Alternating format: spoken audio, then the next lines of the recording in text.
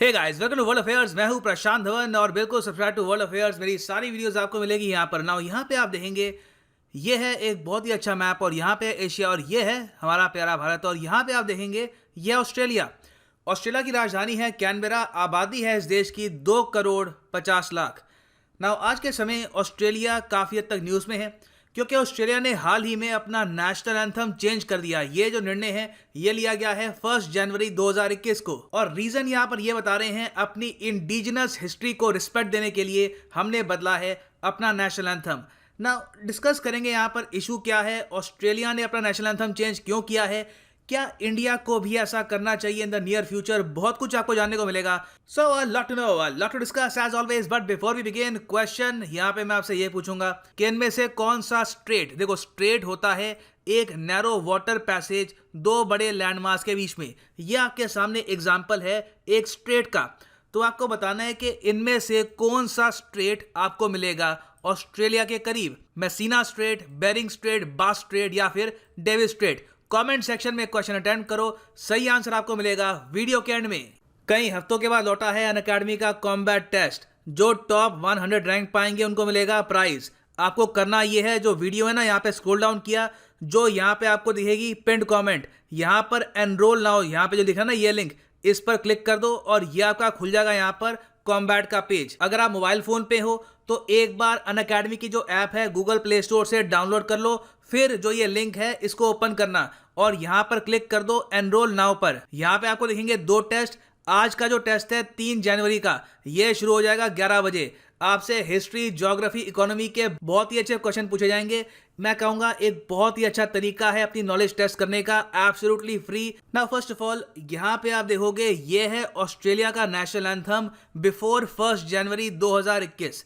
यहाँ पे आप देखोगे पहली जो कुछ लाइन है, Australians let us rejoice for we are young and free. जो ये दो शब्द है ना, यंग एंड फ्री, ये कर दिए गए हैं चेंज। और इसकी अनाउंसमेंट करी ऑस्ट्रेलिया के प्रधानमंत्री ने खुद। स्कॉट मॉरिसन ने यहाँ पर यह कहा कि अब सरकार ने निर्णय लिया है कि यंग एंड फ्री जो है ये वर्ड्स हम नेशनल एंथम से हटा देंगे, क्योंकि इससे हम ये नहीं कहना चाहते कि हमारी जो हिस्ट्री है ये रिसेंटली शुरू हुई है। ऑस्ट्रेलिया एक बहुत ही प्राचीन देश है। सो यंग एंड फ्री को उन्होंने चेंज करके कर दिया है वन एंड फ्री। ये है ऑस्ट्रेलिया का नया नेशनल एंथम। और बाय द वे ऑस्ट्रेलिया के नेशनल एंथम का नाम है ऑस्ट्रेलिया फेयर। ना ऑस्ट्रेलिया को नेशनल एंथम चेंज करने की जरूरत क्यों आन पड़ी, यहाँ पर रीजन क्या है, पहले ये जानने से पहले एक बार दुनिया को देखो। आसपास आपको कई कॉन्टिनेंट दिखेंगे, कई कंट्रीज हैं।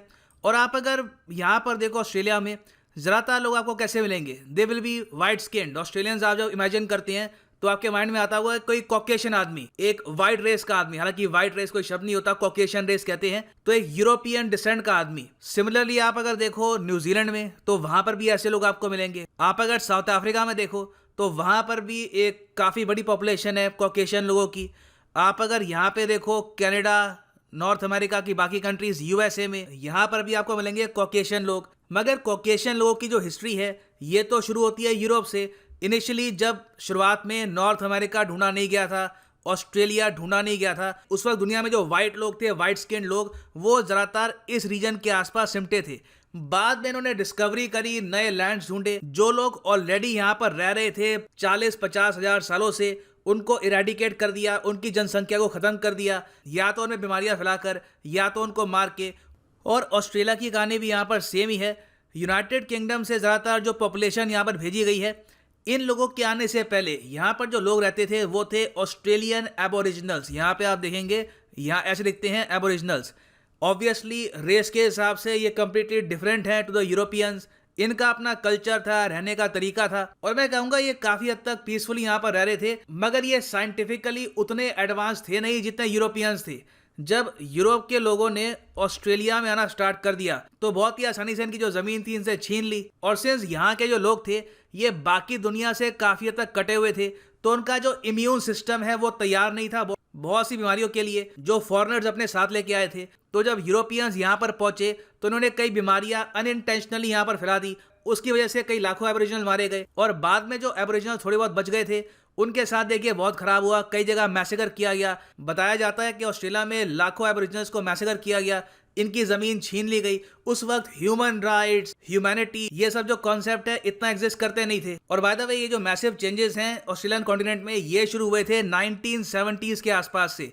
Australia as a continent Europeans की तरफ से सबसे पहले एक्सप्लोर किया था विलियम जैनसन ने। लोग समझते हैं कि कैप्टन कुक ने डिस्कवर किया था ऑस्ट्रेलिया को, that is not correct, it was William Jansen. Captain cook के अंडर यहाँ पे बहुत सारी कॉलोनीज बसी और फिर धीरे धीरे 1788 तक कॉकेशियन रेस के लोग आने लग गए, प्राइमरली फ्रॉम ब्रिटेन। उस वक्त भी आप अगर देखो तो बताया जाता है कि जो एबोरिजिनल्स की पॉपुलेशन थी वहां पे उस टाइम ये कई लाखों में थी, मगर जैसे जैसे बाहर के लोग आते गए, एबोरिजिनल्स का लैंड छिनता गया, तो इनकी आबादी एक बार को सिकुड़ के अपने ही लैंड में सिर्फ 50-60 हजार के आसपास रह गई थी। और जो ये क्रुएल्टी करी गई थी अगेंस्ट एबोरिजिनल्स, इसका एक रीजन ये भी है कि यूके ने बहुत सारे कॉन्विक्ट्स, वो लोग जिनका एक क्रिमिनल रिकॉर्ड था, उनको भेजा था टू ऑस्ट्रेलिया। नाउ ये भी एक क्वेश्चन आपका आ सकता है कि United kingdom convicts, criminal record वाले लोग क्यों ट्रांसपोर्ट करेगा ऑस्ट्रेलिया में आज से 200 साल पहले? पर इसका आंसर बहुत ही सिंपल है। उस वक्त यूके में हो रहे थे मेजर चेंजेस। यूके आने वाले 100 साल में मेजर इंडस्ट्रियल रेवोल्यूशन देखने वाला था,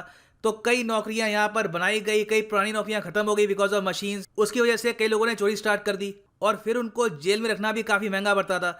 तो यूके ने एक नीति बनाई कि जो कई लाखों इनके पास कॉन्विक्ट्स हैं, इनको ही एक्सपोर्ट कर देंगे यूएसए में। जी हाँ, इनिशियली अमेरिकन कॉन्टिनेंट में इनको एक्सपोर्ट किया जाता था। बाद में जब वहां पर सिविल वॉर हो गई तब इन्होंने एक्सपोर्ट करना स्टार्ट किया कॉन्विक्ट्स को टू ऑस्ट्रेलिया। और आज भी आप अगर देखें तो 5 में से 1 ऑस्ट्रेलियन आपको मिलेगा जिसके दादा परदादा कहीं ना कहीं एक कॉन्विक्ट थे। नाउ क्या है कि पिछले 40 से लेकर 50 साल में ऑस्ट्रेलिया में शुरू हुई है एक मूवमेंट कि हमें अपना जो इतिहास है, जो हमारी हिस्ट्री है, इसे एक्सेप्ट करना होगा कि हम बहुत ज़्यादा क्रूअल थे, हमने उन लोगों के साथ बहुत क्रुएल्टी करी जो हमसे पहले यहाँ पर रहते थे। तो अब टाइम आ चुका है कि हम उनको एक्नॉलेज करें कि ये ज़मीन सिर्फ यूरोपियन एंसेस्ट्री वालों की नहीं है, ये एबोरिजिनल्स की भी है। This is very important. तो इसलिए ये डिमांड उठी कि जो एडवांस ऑस्ट्रेलिया फेयर है, जो इनका नेशनल एंथम है, वहाँ पर चेंजेस करो। खुद को यंग एंड फ्री मत बोलो, हम एक यंग देश नहीं है, हमारी हिस्ट्री इन लोगों के साथ जुड़ी हुई है और ये लोग यहाँ पर रह रहे हैं करीब 40-50 हजार साल से। So Australia is not technically a new country. और साथ ही साथ एक और डिमांड ये भी है, देखो ऑस्ट्रेलिया जनवरी 26 को हर साल मनाता है फर्स्ट फ्लीट डे।